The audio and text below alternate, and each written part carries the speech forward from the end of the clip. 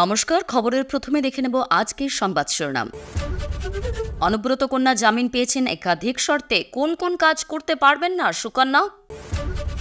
ভগবান আজ রাস্তায় এসে দাঁড়িয়েছে, এর থেকে লজ্জার কিছু নেই। মধ্যরাতে আন্দোলনকারীদের পাশে নিহত চিকিৎসকের মা বাবাও।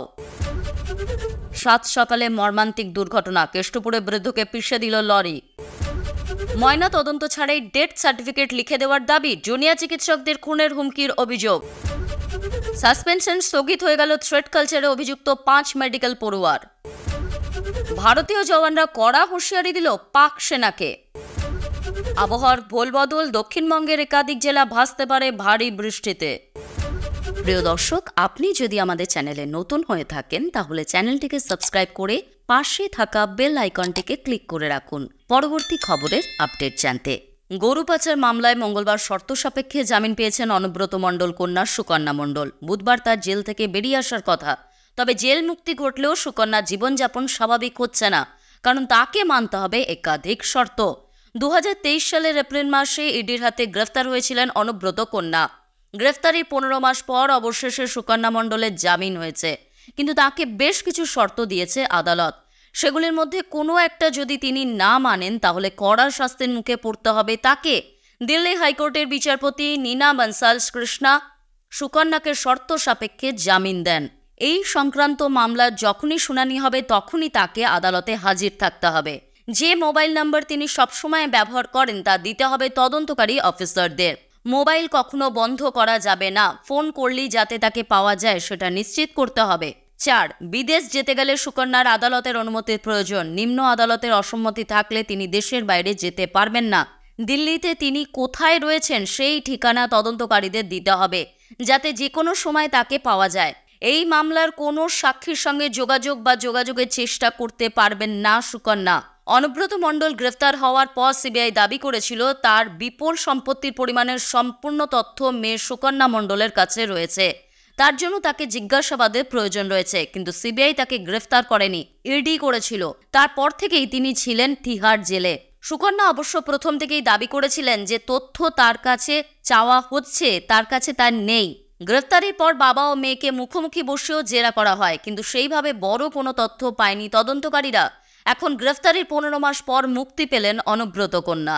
প্রিয় দর্শক, আপনি কোন জেলা থেকে দেখছেন কমেন্ট করে জানাবেন। এবং আমরা এই ভিডিওটিতে 2000 লাইক ও 1000 সাবস্ক্রাইব টার্গেট করেছি, তাই আমাদের টার্গেটটি সম্পূর্ণ করবেন। অনেকেই আমাদের খবর শুনছেন কিন্তু সাবস্ক্রাইব করছেন না, ভুলে যাচ্ছেন, তাই এক্ষুনি সাবস্ক্রাইব করে নিন। ফিরে আসছি পরবর্তী খবরে। আরজিকর কাণ্ডের সুবিচার সহ একাধিক দাবি দাওয়া নিয়ে স্বাস্থ্য ভবনের বাইরে সারা রাতব্যাপী অবস্থানে জুনিয়র ডাক্তাররা। আন্দোলনকারীদের সমর্থন জানাতে মধ্যরাতে সেখানে পৌঁছালেন নিহত চিকিৎসকের মা বাবা। প্রশাসনের উদ্দেশ্যে একের পর এক প্রশ্ন ছুড়ে দেওয়ার পাশাপাশি মুখ্যমন্ত্রীর মন্তব্য নিয়েও ক্ষোভ প্রকাশ করেন তারা।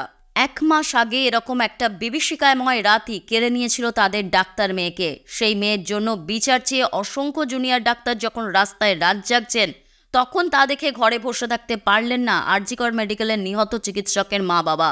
পরিবারের সদস্যদের নিয়ে মঙ্গলবারও তারা পৌঁছলেন জুনিয়র ডাক্তারদের সারা রাতব্যাপী অবস্থানে। মেয়ের বিচারের দাবিতে সরব হওয়ার পাশাপাশি প্রশাসনের দিকে ছুড়ে দিলেন একের পর এক প্রশ্ন। সোমবার নিহত চিকিৎসকের পরিবারকে টাকা দিতে চাওয়ার অভিযোগ নস্যাৎ করেছিলেন মুখ্যমন্ত্রী, যা নিয়ে মঙ্গলবার রাতে পাল্টা সরব হলেন নিহত চিকিৎসকের পরিবার। মুখ্যমন্ত্রী বলেছিলেন, আমাকে প্রমাণ দেখা, কোথাও আমি টাকার কথা বলেছি, মেনশন করেছি। মিথ্যে কথা, কুৎসা, অপপ্রচার চক্রান্ত। সেদিনের ভিডিওগ্রাফে প্রত্যেকে আমি নিচে নামার পরে সাংবাদিক বৈঠকে আমার সঙ্গে সিপি ছিল। আমার পরেও তার বাবা মাকে আপনারা জিজ্ঞেস করেছিলেন, সে রেকর্ডও আমাদের কাছে আছে। এ প্রসঙ্গে নিহত চিকিৎসকের কাকিমা সরব হলেন। তিনি বললেন, ওই অবস্থায় কোনো বাবা মার পক্ষে কি চাওয়া সম্ভব? যেহেতু চাকরিরত অবস্থায় আমাদের মেয়ে চলে গিয়েছে, একটা কম্পেনসেশন আপনারা পাবেন। মা যিনি বলেছিলেন, হ্যাঁ দিদি, আমরা তখনই সেটা নেব যখন আমাদের মেয়ে সঠিক বিচার পাবে। উনি বলেছেন পরিবার ক্ষতিপূরণ দাবি করেছে। আমি এখানে পুরো পরিবারকে নিয়ে বলে যাচ্ছি, উনি যে দাবি করেছেন সেটা সম্পূর্ণ মিথ্যা। উনি আরও বলেছেন, কোনো প্রমাণ আছে? তাহলে কি আমাদের উচিত ছিল যখন আমাদের মেয়ের দেহ ঘরে পড়েছিল তখন ভিডিওগ্রাফি করে রাখার দরকার ছিল?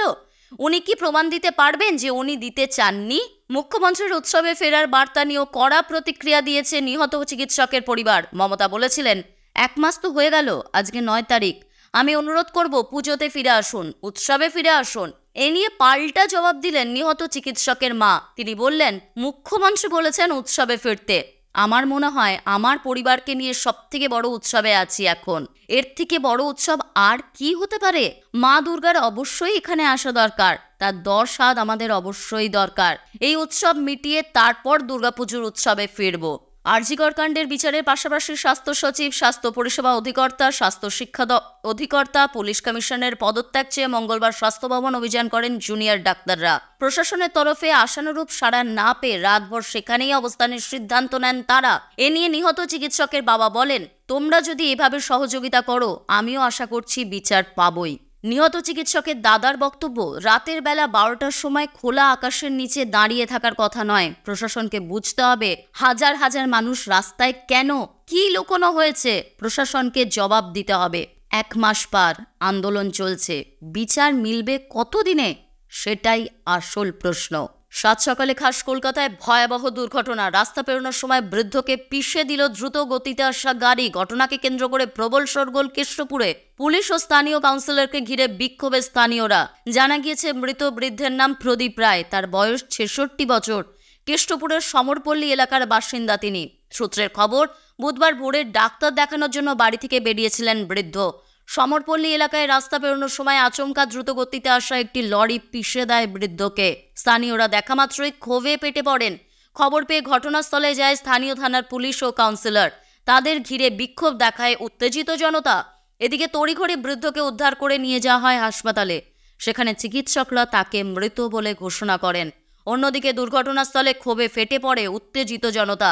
দীর্ঘক্ষণ পর পুলিশের আশ্বাস আয়ত্তে আসে পরিস্থিতি। ঘটনায় কান্নায় ভেঙে পড়েছে বৃদ্ধের পরিবারের সদস্যরা।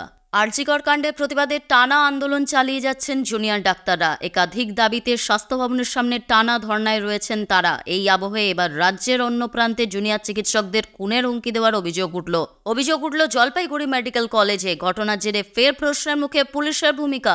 ক্যান্সার আক্রান্ত রোগিণীকে মৃত ঘোষণার পর ময়নাতদন্তের কথা বলা হয়। রোগিণীর ময়নাতদন্তের কথা বলেন জুনিয়র চিকিৎসকরা, কিন্তু ময়নাতদন্তের কথা বলায় বেঁকে বসে মৃতের পরিবার। অভিযোগ, ময়নাতদন্ত ছাড়াই ডেথ সার্টিফিকেট লিখে দেওয়ার দাবি জানায় পরিবার। রাজি না হওয়ায় জুনিয়র চিকিৎসকদের প্রাণনাশের হুমকি দেওয়া হয়েছে বলে দাবি। পুলিশের সামনেই গোটা ঘটনা ঘটে বলে অভিযোগ।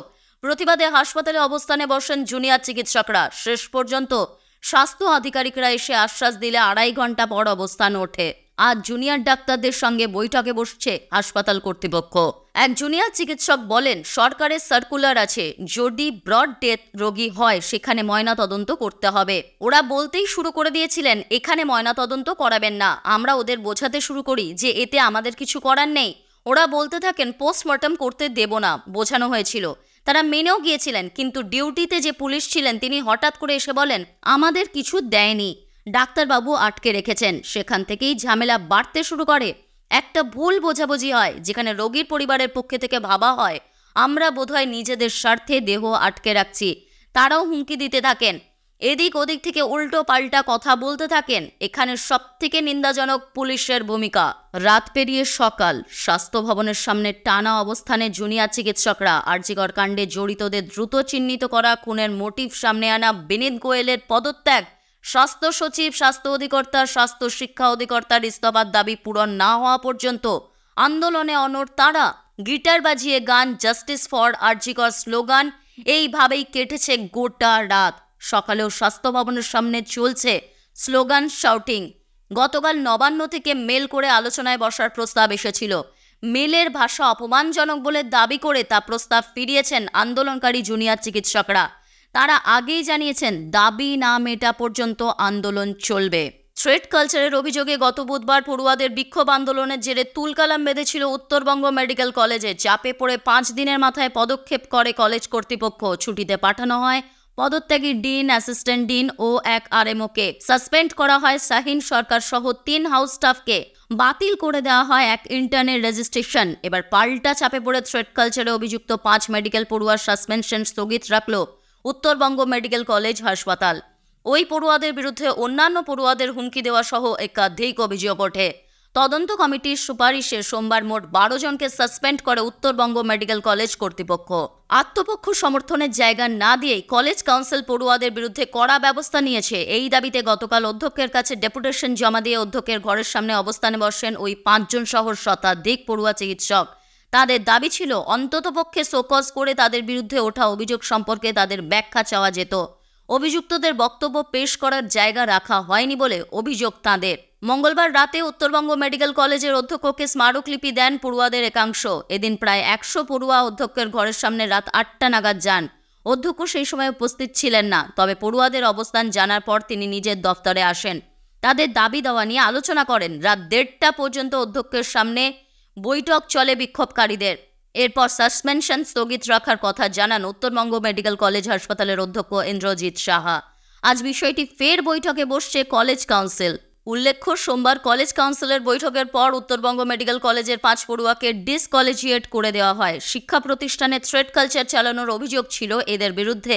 সূত্রের খবর, বুধবারই অভিযুক্ত পড়ুয়ারা তাদের সপক্ষে কিছু কাগজপত্র জমা করেছেন।